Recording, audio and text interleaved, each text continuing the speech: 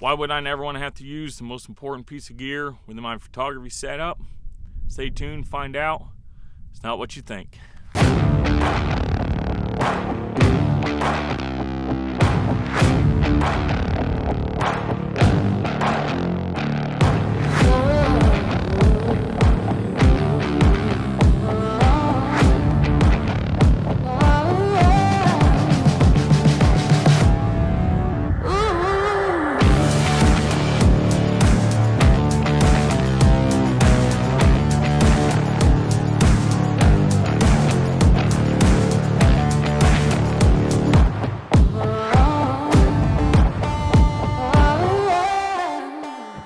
Welcome to the Alvord Desert in southeast Oregon. Today we got an awesome backdrop, so I say why not? Let's go ahead and do a what's in my bag and the gear that I use for landscape photography. So before we get to the actual piece that I hope I never have to use, let's go ahead and get into the gear. Well, the first and most obvious piece, because we can't do photography without our camera. I got two, my primary and also my backup. So my primary camera, Canon 5D MarkIII. Great camera. Still probably going to use it for a while. Want to move up to mirrorless. Move this to my secondary backup camera. You still can't buy it new. If you're getting into photography and you want a pro camera and you're on a budget, you can still pick up really nice used ones on eBay for anywhere from $600 to $800. I mean, good deal. I mean, opposed to when these first came out brand new, I think they were over $3,000. So, great camera. If you're new to photography, great camera to use if you're on a budget or purchase if you're on a budget. So definitely check that out if you're trying to get into photography. Backup camera, Canon 7D. Again, you can't buy this anymore. I bought this 2013.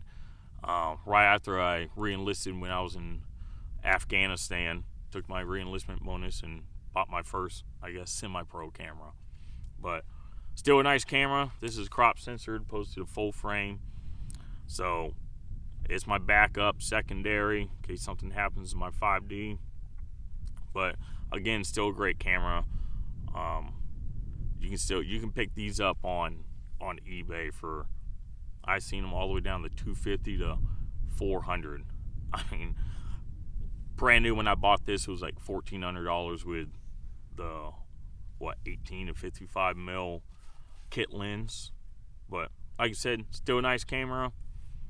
If you're getting in photography, you want to spend less than the $500 to $700 or so. For the 5D, you can pick these up all day long for $250 to $400 in really nice shape. So those are my cameras. This here is the Canon 50mm. This is a 1.8. It's not a high dollar lens. I know you got some 50mm that want to go up to over $1,000, but I bought this back. I think I've had it a good 8 years or so. But it's still a great lens. There's some nice photos I've taken with it, like this one back in New Mexico.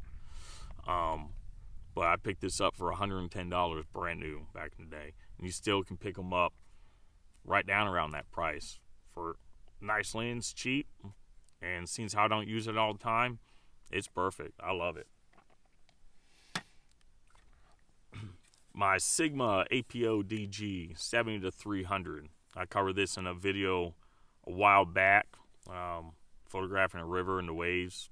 I've taken really nice photos with this. Again, I bought it like 8 years ago. They don't sell this one anymore. You can pick them up on Amazon, like refurbished. But I don't put links to it. All the equipment that you can still buy, I got in the description below. I got the links to them all, the ones that you can actually get new. But the ones you can find on Amazon, they're from companies that I just don't feel safe. If I scroll down to where they're shipping from and all that, when it's coming some far away foreign, like China or something like that, I just steer clear of those, especially that they don't offer prime shipping. I'm just wary about those things. But again, this is, I've taken some awesome photos with this. Some of my favorite photos have been taken with this lens. Another feature, it's got a macro feature between the 200 and 300 mil, which is awesome. I'm taking some couple nice photos with that. I don't play with that a whole lot, but you can pick this up on eBay all day long for $60, $70, nice used ones. I mean, for $60, $70, you cannot go wrong. Want to upgrade at some point, but I've held off because I want to get a new camera. So I haven't really felt like spending the. I mean, you can buy. I wanted a 70 to 200 L lens, and you can pick them up nice and used for $700-800, but brand new. I just haven't want to spend over $1,000 when I can use that money to put towards a new camera. 24 to 70. This is the older version, 2.8 L lens, USM. Love this lens. Haven't really found the reason to upgrade that. I mean, there's nothing wrong with this lens. Still L lens, takes awesome photos, and yeah, there's not much to really say about this. Even the link down below might take you to the newer version, but even the older version you still get for a really nice price. And as far as the main gear, that's it as far as cameras and lenses. So let's go ahead and move on to my newest member of my landscape photography gear, my tripod. This one's awesome. It's carbon fiber. I figured I'd go over this one a little bit more, since in the other video I did go over it, but I'll go over it again. So this is the iFootage Gazelle TC65.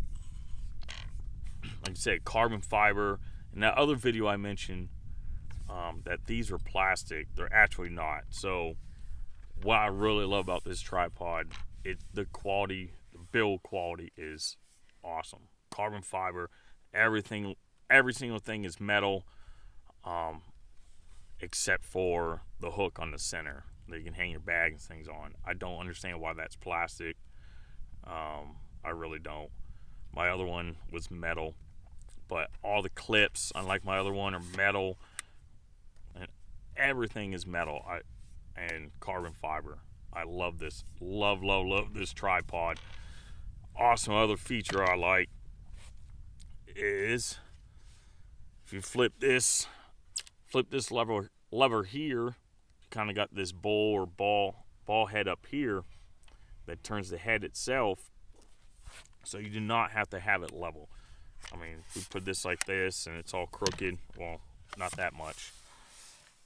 But even if it's off a little bit, not level, so quick, so much faster than trying to level the legs, messing with this the whole time. So you loosen that, you can turn this so that it's level, lock her in place, and that's it. So fast, it's nice, smooth. So that's one of my favorite features. The other feature that I think is really awesome, if you loosen the neck, you unscrew the center part. And like I said, I covered this in my other video, but I figured I'd go over it real quick because I love this tripod. Just clicks in place, but you can set this thing right flat on the ground. So that is my tripod.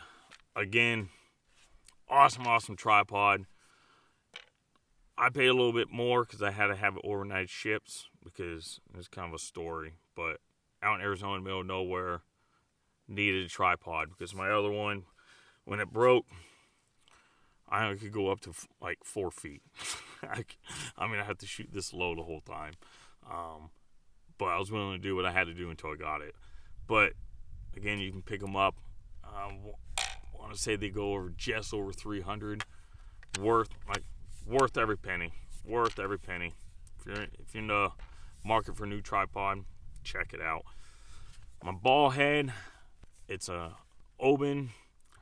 I think these are right now going for around the $80 range, about what I paid for it. Definitely check that tripod out if you are in the market for one. My Polarizer Nisi, I didn't put a link to this one in because I couldn't really find the exact one. I mean, they got Nisi, but this is exactly like small kit. Really want to get filters, because this one comes with a bracket where you can fit up to, what is it, three filters, like graduated filters, glass square ones, and then this hooks onto your polarizer. It goes onto your camera, or you can use it without the polarizer. It doesn't matter. But that's nice. As far as I can tell, it's built nicely. And then also, obviously, the polarizer itself, nice polarizer, and it also comes with 4 adapter rings for different size lenses. I need to see about buying one that is small enough that adapts onto my 70 to 300, so I don't have to hand hold it like you see me doing all the time. But again, nice piece of gear. Do want to get the glass filters, or graduated filters and all that for it, because I really don't want to sit down for hours and hours editing photos, and doing everything out in the field, getting as close as you can in camera out in the field. I enjoy doing that because it's all part of the photography, and then once you get back, you got less work to do on the computer. I'd rather be out in the field for the photographing than sit behind a computer doing editing. So that's my personal. My trigger, nice trigger. It's a wired trigger. This one has obviously a self timer, long exposures. You got intervals, number of shots. You can set it to take up to 399 photos before you have to reset it.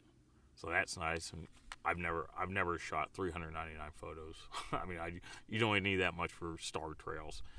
And then also you got your trigger button for if you just want to do individual shots, or you can push and lock that button in if you just want to do a long exposure on your own. It does take 2 AAA batteries, but like I said, this thing, I think, it's linked down below also, right around $45. It's the Velo Shutter Boss is what they call it.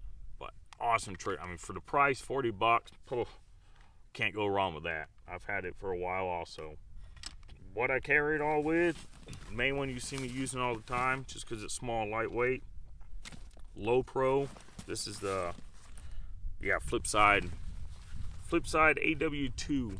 I wanted something that was access was in the back. That way, you're in a busy place, city, or all that. I mean, there's a lot of people that make livings out of pickpocketing, and they're good on it, good at it. So if it's loaded in the back, people can kind of sneak in your bag and take stuff without you even knowing. So in the back here, I just store stuff I don't really worry about. But you can fit, spot for your laptop. They even got a slot in the front for your tablet, and it's nice. And one feature I do like is with the waist strap. When you have your weight strap on, take your shoulder straps off and you fling it around to your front, so it's just sitting on your waist. Open it up and you access everything, zip it back up, throw it on your back. So you don't even have to take the thing completely off. You just flip it around. Hence Flipside. Yeah, Flipside. So awesome little bag. The only thing about it worked fine for that tripod I'm using now for video because it's so small, lightweight. It fit great on here when I was in the UK. But as far as carrying my big tripod, time you put it in, it just sticks way too high. It's cumbersome and awkward. So that's why you see me carrying my tripod all the time. But Nice day pack, just going out for the day. I love it. It's nice. It's lightweight. Gets the job done. Second bag. Had this a long time. Again, I couldn't, for some reason, I couldn't find it. Tamrac. This is the bigger one. Expedition 800. Lots of room. Tripod fits perfectly in it. No problems there. It's just I don't use it that much. I use it for storage, really. It's just so thick and bulky and big. Also, if I wanted to take more gear, like both cameras, or if I end up getting a drone and all that, then this would be a nice bag for that, so I can carry a lot more. Again, nice bag. For some reason, I don't think they make this one anymore, but I think I paid around, I think it was close to $300 for this back. I mean, I've had this, again, long time. I've had most of my gear a long time because I've been in and out of photography over the years. I get bored of doing one thing, move on to another, and finally I decided I really want to just focus on photography, enjoy it. I always seem to come back to it. So a lot of my gear is older, but gets the job done. So that's all the gear I use out in the field. And for everyone waiting and hung through all this, now it's time for the most important part of my gear. It's not what you think, so here it is. The Garmin InReach Mini 2. Also not a piece of actual photography gear, but very important piece of gear in my landscape photography bag. The InReach Mini 2 is actually pretty much just a emergency tracking beacon. Is the main reason I got the thing. So many other features that you can do a whole video on. I don't even personally know every single feature it does, but biggest reason I bought it was for the emergency tracker. You can flip this switch, hit the button, sends out a SOS signal to all the satellites. It'll ping out to the closest emergency services to you so that they can get help to you. So, I mean, if I'm out in places where no service at all, I put myself in situations I probably shouldn't, but when I don't have service for my phone or anything, this is pretty much a peace of mind. So it's not just obviously just for landscape photographers. If you're outdoorsman, backpacker, mountain biker that goes up in the mountains, middle of nowhere, anything like that, if you're spending a lot of time in places where you don't have service, this is a great little piece of gear. It literally can save your life. So, like I said before, this is one piece of gear. I don't want to have to actually use it at all for the real reason I bought it, because that means I'm in a situation I really shouldn't have to be in. So that's why it's a peace of mind. Some of the other features that it does have that I really don't use, but I might start. Also, it has a compass on it. It's GPS. It's Bluetooth. You can link it to your phone and pull up the maps. So you actually have maps on your phone. You can set it so it drops so-called breadcrumbs as you go. That way, if you get lost or anything, you can go back, pull that up, and follow your trail back out the way it came. Also has a feature, you have to have a subscription to use all the features. Has 3 different subscription plans. I got the basic, it's like $15 a month, or if you pay annually, it's $12 a month. That allows you, obviously, you need it to use any of the features, like even the SOS, but it allows you to send and or receive text messages. You can send to whoever. So if you send one, that counts as one, and if you receive one, that counts as one. So the basic plan, you have 10 messages a month to send or receive, which I don't use, but it's there if you want it. If you hit the SOS button, it turns into unlimited, obviously. So that's a real great feature. Unlimited messages, so you can talk back and forth to emergency services. That way they know what they're getting into. And you can just stay in contact with them, so you're not wondering where they're at, when they're going to be there. That's a great feature of it. As far as features that I use, I mean, that's pretty much it. I got it mainly for the SOS feature. And as far as getting lost, I mean, so far Harvey hasn't let me down. He's been able to get back every single time. So, but I got this as a backup. So it's like I said, this ain't a whole digging deep gear review. I just wanted to go over a little bit of what that most important piece of gear I got is, and this is it, the InReach Mini 2. Picked these up for $400 for this version. They got the older version, just the InReach Mini, which I hear is just as nice.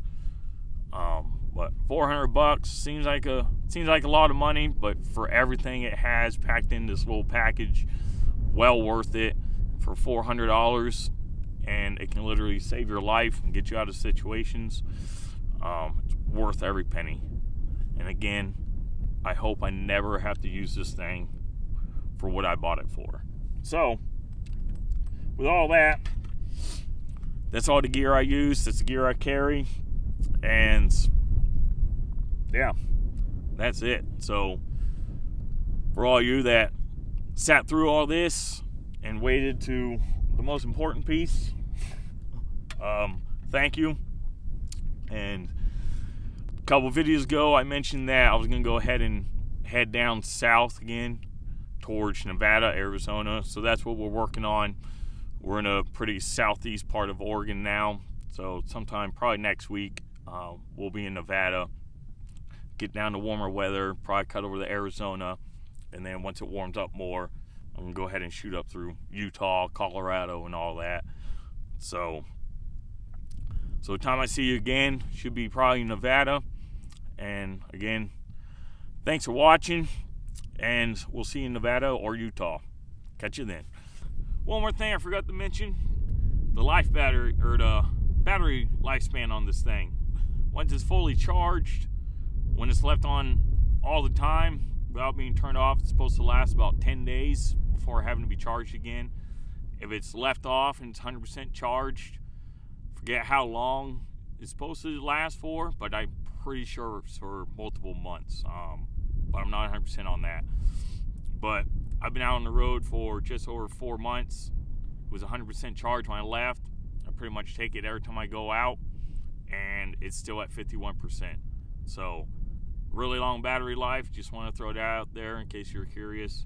So that wind's getting a little bit chilly, so I got my hoodie on. So with that, I'll catch you later. And then you can set that thing.